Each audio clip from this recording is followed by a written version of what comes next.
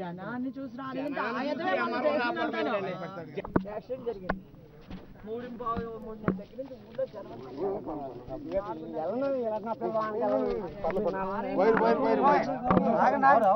మొత్తం కంగారు పడతారు.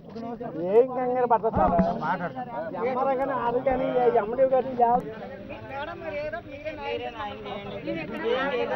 బహుశా ఈ రాష్ట్రంలోనే ఇసుక మీద అతి ఎక్కువ సెంటేజ్ వచ్చేటటువంటి మండలం సీతానగరం మండలం. సీతానగరం మండలంలో ప్రజల బ్రతుకులు ఎలా ఉన్నాయంటే దినదిన గండం నూరేళ్ళ ఆయుష్. దానికి కారణం ఏంటి?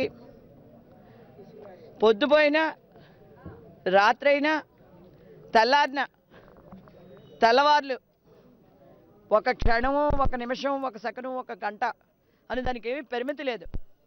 ఏ క్షణమైనా సరే ఈ రోడ్లో లారీలు తిరుగుతూ ఉంటాయి. ఫ్రమ్ సీతానగరం టు తొర్రేడు ఒకటే రోడ్డు.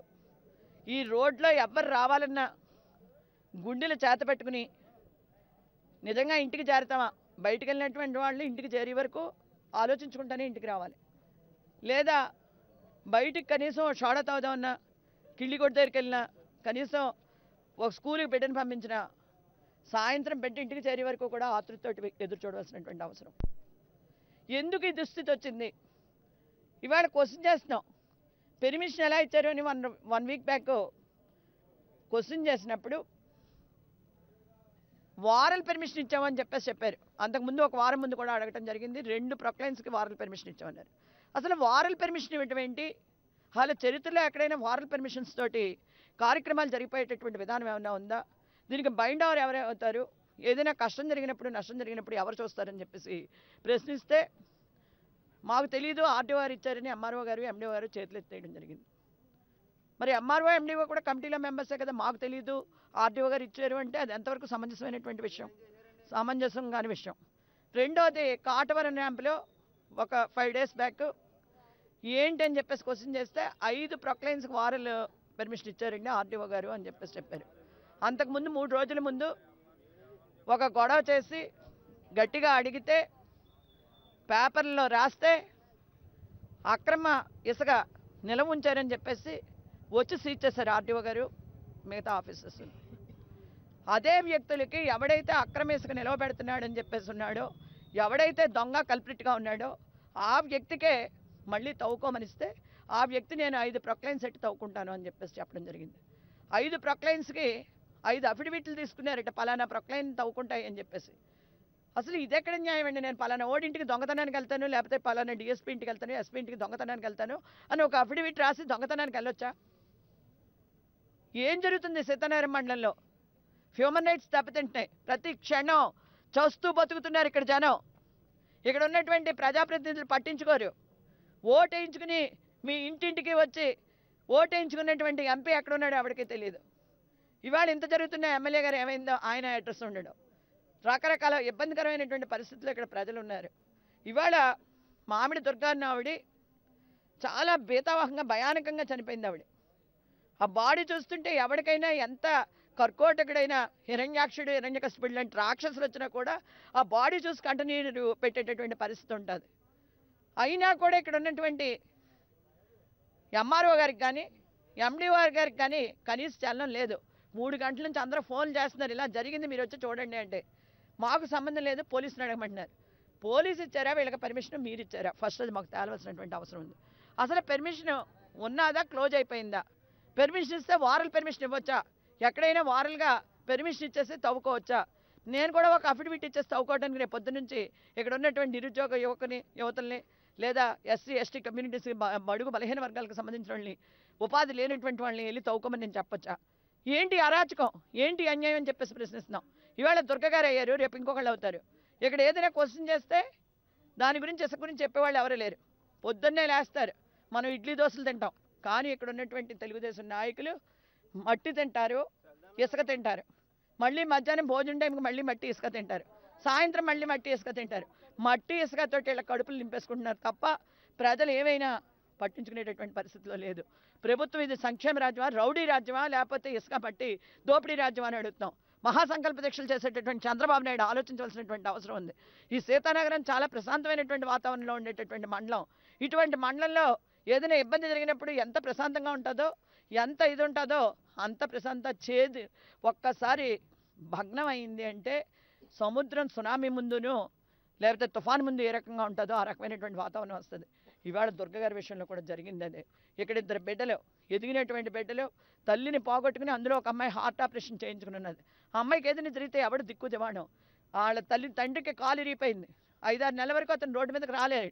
ఎవరు పోషిస్తారు ఆ కుటుంబాన్ని? ఇవన్నీ వీటికి సమాధానాలు లేవు సరిగదా. వెళ్ళి పోలీసులు అడగండి, మాకు సంబంధం లేదని ఒక ఆర్ఐని వీఆర్ఓని పంపిస్తే మాకేమీ తెలియదండి రమ్మన్నారని వాళ్ళు చెప్తున్నారు. ఎవరు దీనికి బాధ్యత వహించవలసినటువంటి ఎంఆర్ఓ ఆర్డీఓ ఎక్కడ ఉన్నారు? మీకు ప్రజలకి బాగోగులు పట్టించుకోవాల్సినటువంటి అవసరం లేదా? మీరు ఎగ్జిక్యూటివ్ మేజిస్ట్రేట్స్ కాదా? ఇదే రకమైనటువంటి దారుణాలు వెళ్తే ఖచ్చితంగా మిమ్మల్ని హెచ్ఆర్సీకి ఈడిపిస్తాం, కోర్టులకి ఈడిపిస్తాం, మిమ్మల్ని మామూలుగా ఇడిచిపెట్టామని చెప్పేసి తెలియజేస్తున్నాం. ఇవాళ ఆ కుటుంబానికి 2 కూతుళ్ళకి చెరో 25 లక్షలు కాంపెన్సేషన్ ఇవ్వమని చెప్తున్నాం. కాటవరం ర్యాంపులో ఏ దోపిడీ అయితే చేశారో మీరు 5-6 కోట్ల రూపాయలు ఈ రోజుకి అది కక్కాలి. కాటవరం ర్యాంపు దగ్గర ఉన్నటువంటి ఎత్తిపాత్ర పథకం ఏదైతే ఉందో దాన్ని బాగు చేయాలి. ఊరూరికి సంక్షేమం కింద ఊరు డెవలప్మెంట్ కోసం డబ్బులు ఉపయోగించాలి తప్ప ఎవడ పొట్టలో నింపుకోవడానికి కాదు. ముందు ఆ కుటుంబానికి, మామిడి దుర్గ కుటుంబానికి పూర్తి స్థాయి న్యాయం చేసే వరకు ఈ పోరాటం ఆగదు.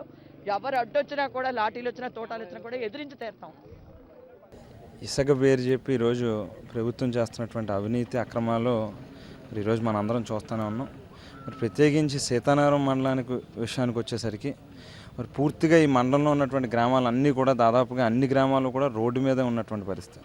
కొన్ని వేల మంది రోజు ఈ రోడ్డు మీద తిరుగుతూ ఉంటే ఇంత చిన్న రోడ్లో దాదాపు 30-40 టన్నుల లారీలు బ్రేక్ వేస్తే కనీసం 30-40 ఫీట్ మినిమం కంట్రోల్ అవ్వడానికి తీసుకునేటటువంటి డిస్టెన్స్ పరిస్థితుల్లో మరి ఇంత లోడ్ వెహికల్స్ని ఇంత చిన్న రోడ్లో ఇన్ని వందలాది వెహికల్స్ మరి ఏ రకంగానూ కూడా పర్మిషన్ లేకుండా తిప్పుతూ మరి జనాల యొక్క ప్రాణాలతో చెలగాటం ఆడుకున్నటువంటి పరిస్థితి చాలా స్పష్టంగా కనిపిస్తుంది.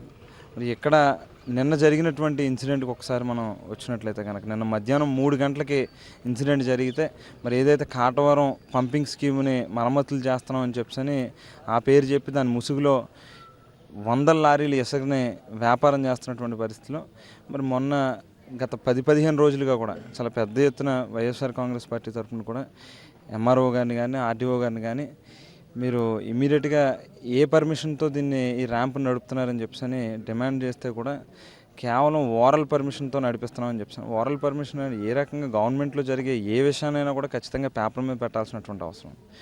ఓరల్ పర్మిషన్ చేస్తున్నారని అంటే ఓ పక్కన అధికారులు, ఇంకో పక్కన ప్రజాప్రతినిధులు ఎవరైతే ఎన్నుకోబడ్డారో ఓ పక్కన ఎమ్మెల్యే కానీ ఎంపీ కానీ పై స్థాయి ముఖ్యమంత్రి స్థాయి వరకు కూడా ఇసుక పేరు చెప్పి కోట్ల రూపాయలు తినేస్తున్నటువంటి పరిస్థితి.